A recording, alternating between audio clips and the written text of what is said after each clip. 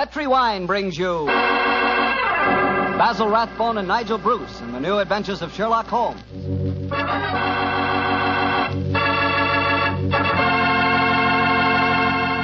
The Petri family, the family that took time to bring you good wine, invite you to listen to Dr. Watson tell another exciting adventure he shared with his old friend at Master Detective Sherlock Holmes.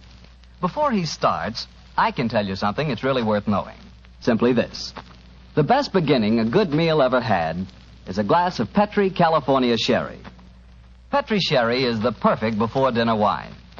While you're waiting for dinner to be put on the table, pour yourself a glass of that clear, amber-colored Petri Sherry.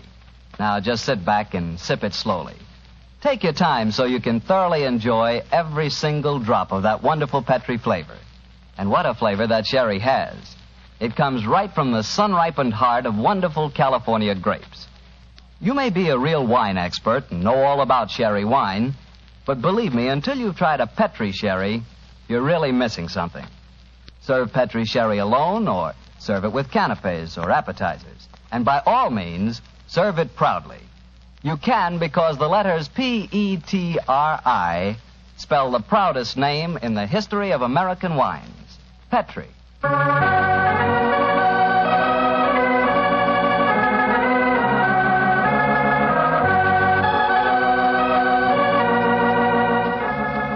And now let's visit our good friend and host, Dr. Watson. Good evening, Doctor. Good evening, Mr. Bartell. Draw up your usual chair and make yourself at home. How about a glass of sherry? That'd be very nice. All ready for tonight's story, Doctor? Yes, my boy. Here's your sherry. Thank you, sir. My story begins on a June night in 1889. My wife and I had spent a quiet evening at home, I remember. It was just about the hour that a man gives his first yawn and glances at the clock, when the tranquility of the scene was broken by the discordant jangling of our front doorbell. An emergency call for you, I suppose, Doctor. Not exactly, Mr. Bartell. It turned out to be a certain Mrs. Isa Whitney, an old friend of my wife's who'd come to us in trouble. Her husband, she told us, had been missing for 48 hours, and, knowing him to be the victim of the shocking habit of taking opium, she was convinced that he was lying drugged and stupefied in some foul den amid the London waterfronts. And I suppose you went out to try to find him? Yes, Mr. Bartell, I did. She told me that her husband had mentioned frequenting a place called the Bar of Gold in Upper Swandam Lane, so naturally that's where I began my search. I quickly located it, and after ordering my cab to wait, I entered the place. A strange sight met my eyes. Through the smoke-ridden gloom, I could catch a glimpse of bodies lying in strange, fantastic poses as they smoked the pipes of death.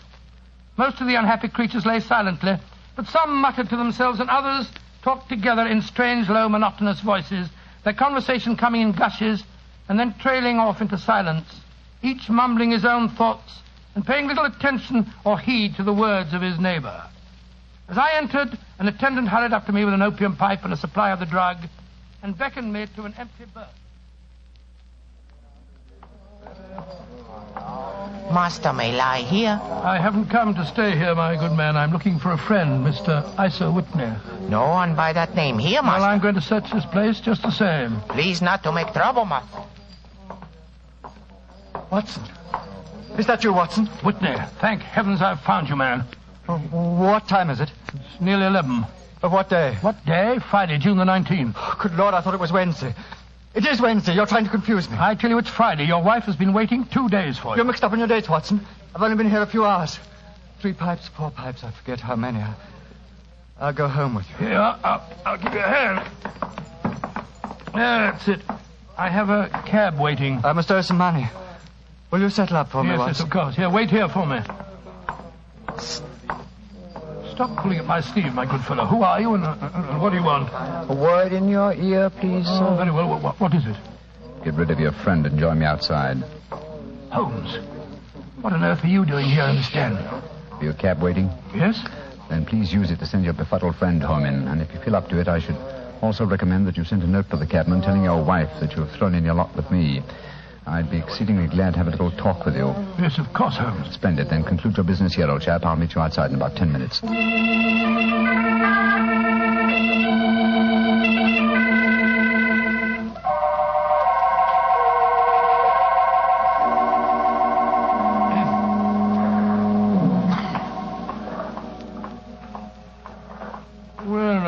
It's nearly...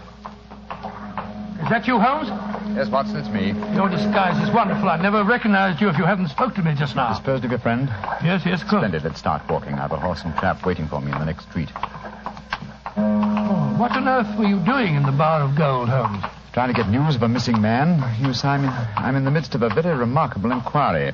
And I'd hoped to get a clue from the incoherent ramblings of those poor devils back there. There's the horse and trap under the street lamp on the corner. You'll come with me, Watson? Yes, of course, if I can be of any use. A trusty comrade is always of use. My room at the Cedars has 2 beds in it. The Cedars? Yes, that's Mr. Neville St. Clair's house and our present destination. It's near Lee in Kent, about 7 miles from here. I'm using it as a headquarters while I conduct my inquiries. Evening, Mr. Holmes. Everything all right? Yes, thank you, John. Get in, Watson. Right, John. I shan't need you any more tonight, John. Here's half a crown for you. Look out for me tomorrow about 11. Right you are, Mr. Holmes. Good night, gentlemen. Good night, John. Go on, get up.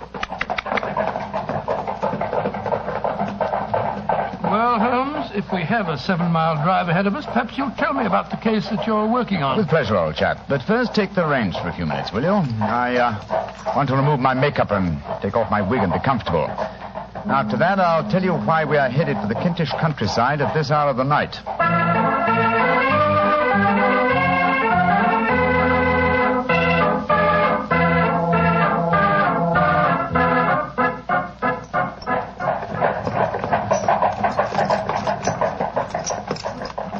Watson, you have a grand gift of silence. It makes you invaluable as a companion. We've driven 4 miles and you haven't uttered a word. It wasn't easy, Holmes. I've been dying to question you, but I could see that you were preoccupied. Then I shall reward you with a clear and concise statement. My problem. Mr. Neville St. Clair, aged 37, the father of 2 children and an affectionate husband, is missing. He left his house, the Cedars, near Lee, our present destination, last Monday. 4 days ago, eh? Yes. Now, why should an affectionate husband and a happy father disappear? Any money trouble? No, I think not. His entire debts, at the moment, amount to £88, while he has £220 standing to his credit at the Capital and Counties Bank. Who was the last person to see him on Monday? His wife. But let me tell you the story. He left his house for London rather earlier than usual. He was a businessman, then? Yes, he has an interest in several companies in London, but his wife doesn't know exactly what he does. But to continue, he left for London saying that he would bring his little boy home a box of toy bricks. Now, by the merest chance, his wife received a telegram shortly after his departure saying that a parcel of considerable value was waiting for her at the offices of the Aberdeen Shipping Company. Aberdeen Shipping? Why, their offices are in Fresno Street. I drove by them tonight. Exactly, and Fresno Street branches out of Upper Swandam Lane, where the Bar of Gold is situated. Ah, now I'm beginning to understand. Go on, Holmes, go on. Mrs. St. Clair took a train for London, and at exactly 4:35 on Monday last, found herself walking past the Bar of Gold. Suddenly, she heard a cry, and looking up was horrified to see her husband beckoning to her from a second-story window. Great Scott, was he a prisoner, or was he there of his own free will, do you suppose? Undoubtedly, he was a prisoner. The window was open, and she distinctly saw his face, which she described as being terribly agitated. Really? He waved his hand to her frantically and then vanished from the window so suddenly that it seemed to her that he had been dragged back by some irresistible force from behind. Oh, gracious me. One singular point which struck her quick feminine eye was that although he wore the coat he had left for London in, he wore neither collar nor tie. Well, what did she do?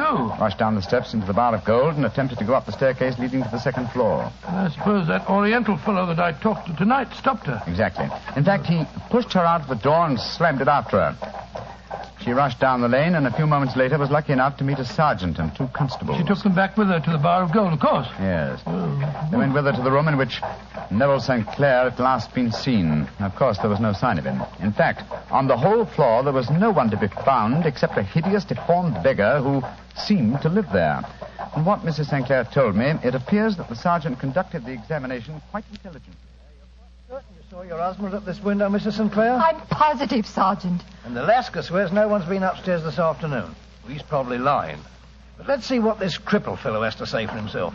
Here, you. What do you want with me? I ain't done nothing. Now, you heard what this lady said. Did you see your husband go in this room a few minutes ago? I didn't see nobody, and I've been here all the afternoon. You live here? Yes. And you swear on oath that no one's been in this room for the last few hours? Yes, I do. Mrs. Sinclair, I know that you think you saw your husband, but don't you suppose... Look on the table. Just a wooden box, ma'am. But I know what's inside it. There, see? Oh, it's a lot Lot of wooden bricks like kids play with. My husband came to London today especially to buy them for our son. You can't disbelieve me now, Sergeant. Don't think I can, Mum. I'll take another look round. Where does this door lead to? My bedroom. Yeah, you won't find nothing in there. Oh, we'll look just the same. Hello. There's bloodstains on this window ledge. Fresh bloodstains. How'd you account for that? Well, I don't know nothing about it. And the window overlooks the river, just where the water's good and deep, too. Nice place to tip a body out. Here, come here, you. Yeah, I ain't done nothing. You've got bloodstains on your right sleeve. What do you got to say about that? Well, I cut my finger, see? And then I went and opened the window later. That's how the blood got there. Did you think I was born yesterday? Let's have a look in this chest of drawers. Hello. Hello, whose clothes are these? Pair of trousers, socks, shoes, hat, everything except the coat, eh? Mrs. Sinclair, will you come in here, please, Mum? What have you found, Sergeant? These clothes. Are they your husband's, Mum? Yes. Yes, they are. What's happened to him, Sergeant? I'm afraid he's met with foul play, Mum. And this man knows what happened, only he won't talk. I don't know nothing, I tell you. No, don't you? Well, I arrest you in the name of the law, and I warn you that anything you say... And so, Watson, the sergeant arrested this crippled beggar. No, I'm not surprised. What have they been able to find out about him? Surprisingly little. His name is Hugh Boone. And he's a professional beggar, quite a successful one, I gather. His pathetic appearance attracts great sympathy. There's a shock of orange hair and a pale face that is disfigured by a horrible scar which has twisted the outer edge of his upper lip. And he was the last man to see Neville Sinclair alive, eh? So it would seem. The Lascar downstairs has been cross-examined relentlessly, but he swears that he has no knowledge of the crime. Have there been any further developments? Oh, yes, old chap. Yes, Huh? indeed there have. The ebbing tide gave a fresh clue. You mean Sinclair's body was washed out? No, his coat. What? With every pocket stuffed with pennies and halfpennies. 421 pennies and 270 halfpennies, to be exact. There's no wonder that it had not been swept away by the tide. But a human body was a different matter. Yes, there's a strong eddy between the house and the wharf. It seems likely that the weighted coat had remained when the stripped body had been carried away into the river. Well, the other clothes were found in the room. Why would the body be dressed in a coat alone? We can only surmise, old chap, but supposing that this man Boone had thrust Neville Sinclair through the window and into the river, what would he do then? Try and dispose of the telltale garments. Yes, that would be logical, wouldn't it? He would seize the coat and be in the act of throwing it out of the window when it would occur to him that it would float and not sink. So he loaded the pockets with coins to make it sink. Quite so. Yes, of course. But he has little time, for he has heard the scuffle downstairs when Mrs. Sinclair tried to force her way up. He only succeeded in getting as far as throwing the coat out when the police arrived on the scene. Well, that seems perfectly feasible. Well, it'll do as a working hypothesis anyway. Neville Sinclair disappeared on Monday, and yet we still don't know what he was doing in the opium den. What happened to him when he got there, or where he is now? Oh, what Hugh Boone, the beggar with the twisted lip, had to do with his disappearance. Here we are at our destination. Well, there's a light burning. Mrs. Sinclair must be waiting up for you. Yes, poor woman. I hate to return here with no news of her husband, but she's being brave, Watson, extremely brave. We must do everything we can to comfort her.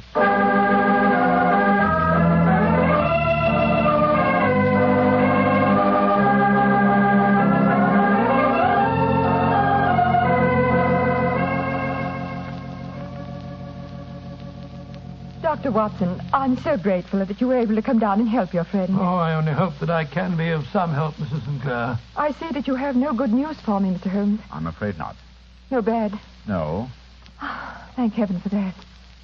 Mr. Holmes, tell me honestly, do you think that Neville is still alive? Well, Frankly now. Frankly, then I don't. You think he's murdered? Oh, I don't say that, but perhaps you think... And on what day did he meet his death? On Monday. Then perhaps, Mr. Holmes, you can explain how I received a letter from him today. What? Well, where is the letter, madam? Here. Let me see it. This is very crude writing on the envelope. Surely it's not your husband's hand? No, but the writing in the letter is. Uh-huh. This letter contained an enclosure. Yes, there was a ring. His signet ring. What does the letter say, Holmes? Dearest, do not be frightened. All will come well. There is a huge error which it may take some little time to rectify. Wait in patience. And it's signed Neville. Mm-hmm. Written in pencil on the flyleaf of a notebook. No watermark. Posted today in Gravesend by a man with a dirty thumb. Mm-hmm. The flap has been gummed, if I'm not mistaken, by a man who has been chewing tobacco. My husband must be alive, Mr. Holmes. This might be a clever forgery to put us off the track. But the signet ring. Yes, it may have been taken from him. But the handwriting and then the postmark. Might have been written on Monday and only posted today. I won't be discouraged, Mrs. Mr. Holmes. Sinclair, I have no wish to discourage you. I'm just trying to be practical. If your husband is alive and able to write letters, why should he remain away from you? I can't imagine. He made no special remarks before leaving on Monday? No, none. Except to say that he was going to buy the wooden blocks. When you saw him at the Bar of Gold in Swandam Lane, was the window open? Yes.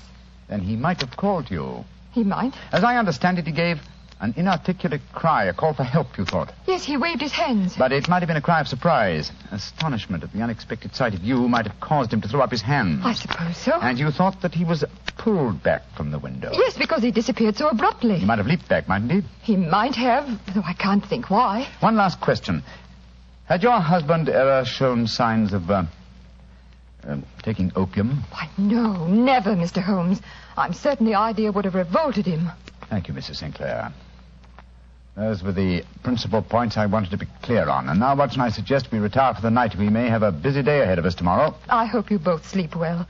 Good night, Mr. Holmes. Dr. Watson. Good night, Mrs. Sinclair, and keep up your courage. Good night, Mrs. Sinclair. We must hope for the best. The clouds seem lighter, though I should not venture to say that danger is over.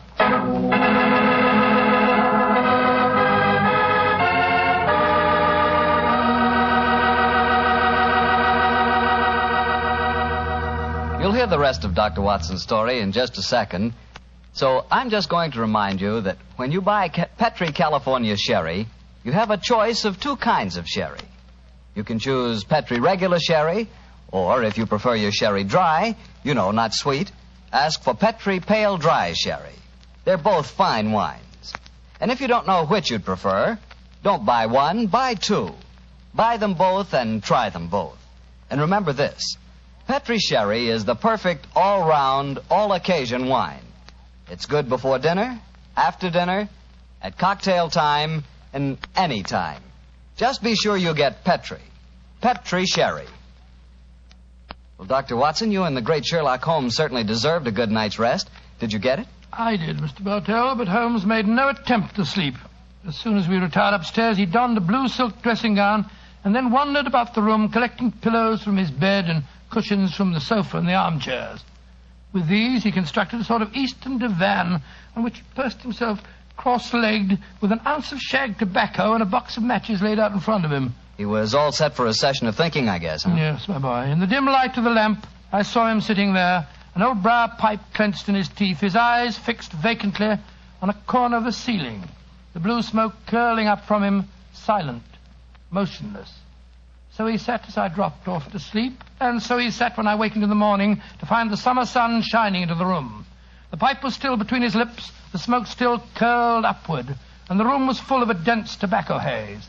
But nothing remained of the heap of shag which I had seen on the previous night. Watson? Awake, Watson? What time is it? 20 minutes past 4. Lord Holmes, you want me to bed? True, old chap, I had to think. I couldn't allow my brain the luxury of sleeping. You game for a morning drive? Yes, certainly. I'll get dressed. Good.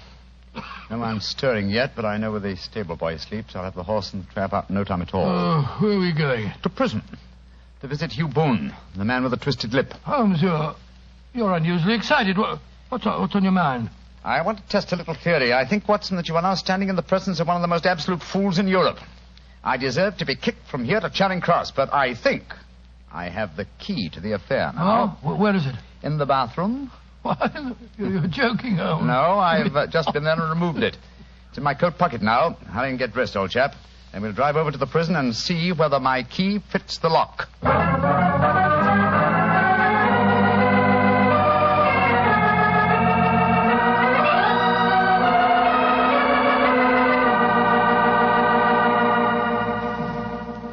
Well, good morning, Mr. Holmes. Dr. Watson. Good morning, officer. Good morning. Well, you're a couple of early birds, and no mistake. Yes, Constable. We're searching for the proverbial worm. Who's on duty? Inspector Bradstreet, sir.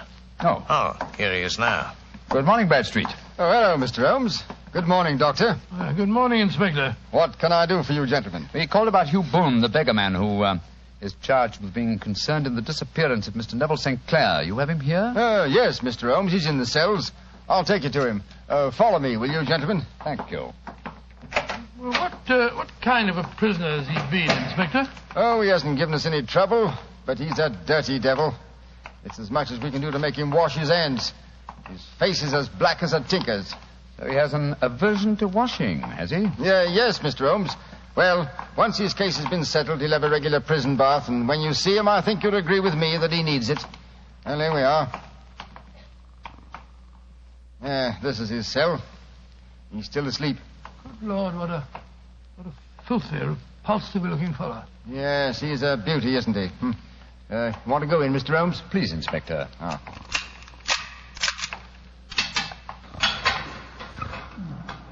Well, he certainly needs a wash. Yes, I had an idea that he might. That's why I brought this sponge along in my pocket. Oh, so that was the key that you found in the bathroom. Oh, you're a funny one, Mr. Holmes, and no mistake. What did you bring a sponge along for? I'll show you. Is there any water in this cell? In the jug on the table there. Yes. I soak the sponge in the water so, and then apply it to the prisoner's face, so. Great Scott, his complexion's 3 shades lighter underneath, and the scar on his lip has disappeared. What are you doing to me? Now a tug on this mop of red hair, and I think we'll find it's a wig. Yes, come on. That's right. Let me introduce you to Mr. Neville St. Clair of Lee in the county of Kent. Good Lord, Mr. Holmes, it's the missing man, all right. I recognize him from the photographs. All right. I'm Neville St. Clair. What am I charged with? With making away with Mr. Neville St. Oh, no, you can't be charged with that unless we make a case of attempted suicide of it. Well, since I'm the missing man, then it's obvious that no crime has been committed, and therefore I'm illegally detained. No crime, but a very great error has been committed. You would have done better to have trusted your wife. It wasn't only my wife, it was the children. I couldn't bear to have them know that their father was a common beggar. Now you've exposed me. What can I do? Well, if you leave it to a court of law to clear this matter up, sir, you can hardly avoid newspaper publicity. But if you're perfectly honest with us now, I'm sure that the Inspector and Mr. Holmes won't be too hard on you. No, Mr. St. Clair. Inspector Bradstreet will, I'm sure, make notes on the information that you give us and submit them to the proper authorities. But now, sir, your story, please. Why have you been posing as Hugh Boone, a crippled beggar with a twisted lip? Well, it's a simple enough story. Some years ago, I was a newspaper reporter. One day, my editor wanted an article on begging in the London metropolis. I suppose you thought the best way to get your facts was to disguise yourself as a beggar. Yes, I'd been an actor in my youth, and it wasn't hard for me to adopt a convincing disguise. But that was the point where all my trouble started. On that first day I sat in the London streets, I found to my amazement that I received no less than 26 shillings and 4 pence. Almost as much as your weekly salary as a reporter, I imagine. Yes, Mr. Holmes. Well, you can imagine how hard it was to settle down to arduous work at £2 a week when I knew that I could earn as much in a couple of days by smearing my face with paint, laying my cap on the ground, and sitting still. Only one man knew my secret. The Lascar at the Bar of Gold in Upper Swandam Lane, eh? Yes, Mr. Holmes. Mm-hmm. Every morning I would emerge from there dressed as a beggar, and in the evenings I'd return and transform myself into a well-dressed man about town. The fellow was well paid for his rooms, and well, I knew that my secret was safe in his possession. And when you got married, you couldn't bring yourself to confide in your wife, I suppose. No, I couldn't. My wife knew that I had a business in the city. She little knew what. When you saw your wife from the window last Monday, you quickly changed back into the character of the beggar, I suppose. Yes, Mr. Holmes. Of course. And then weighted my coat and threw it into the river. Mm-hmm. Well, I don't think there's anything else I need explain, is there, gentlemen? One point. The signet ring that you sent your wife. Well, I knew that she'd be worrying. So I gave it to the Lascar at a moment when no constable was watching me, together with a hastily scribbled note. That note only reached her last night, Mr. Sinclair. Last night? Oh, poor Catherine. What a dreadful week she must have spent. The police have been watching that Lascar. He probably found it difficult to post the letter for you without being spotted. Yes, I would surmise he gave it to a sailor customer of his to post. A sailor who chewed tobacco and had a dirty thumb. Yes, I think all the ends are tied off very neatly now. One last question, Mr. Sinclair. Have you ever been prosecuted for begging? Oh, many times, but what was a fine to me? It's got to stop here and now, Mr. Sinclair. If the police are to hush this thing up, there must be no more of you, Boone, the beggar. I swear it. And you must tell your wife the truth at once. If you'd done that a long time ago, you'd have saved both of yourselves a very great deal of misery, sir. I shall tell her everything. Well, Mr. Holmes, we're very much obliged to you for having cleared this matter up.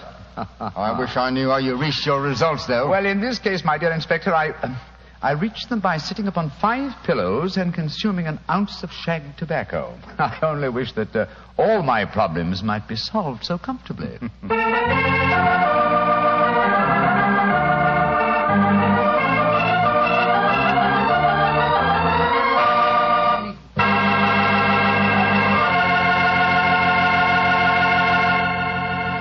Doctor, that was some story.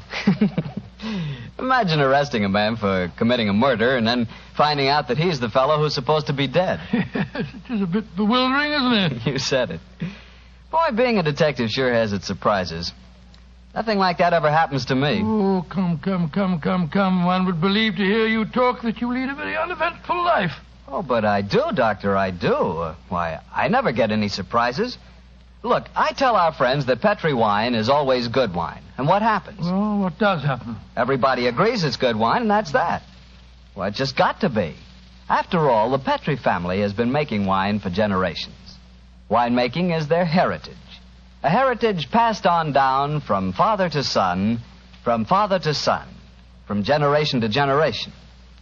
The Petri family knows full well the art of turning luscious, sun-ripened grapes into fragrant, delicious wine. And because the making of Petri wine is a family affair, you can be sure that the name Petri on a bottle of wine really stands for something. It's your assurance that every drop of wine in that bottle is good wine. No matter what type wine you prefer, you'll never go wrong with a Petri wine because Petri took time to bring you good wine.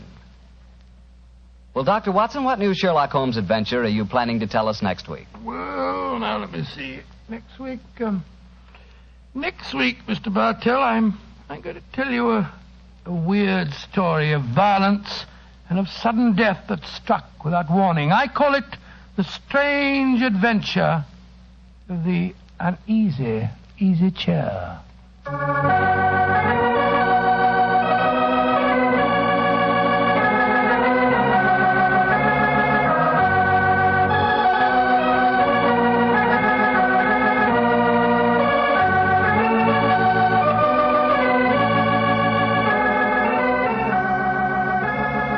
Tonight's Sherlock Holmes adventure was adapted by Dennis Green and Anthony Boucher from Sir Arthur Conan Doyle's story, The Man with the Twisted Lip.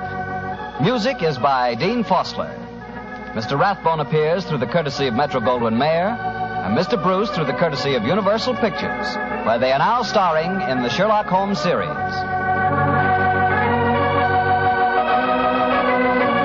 The Petri Wine Company of San Francisco, California, invite you to tune in again next week, same time, same station. Sherlock Holmes comes to you from our Hollywood studios.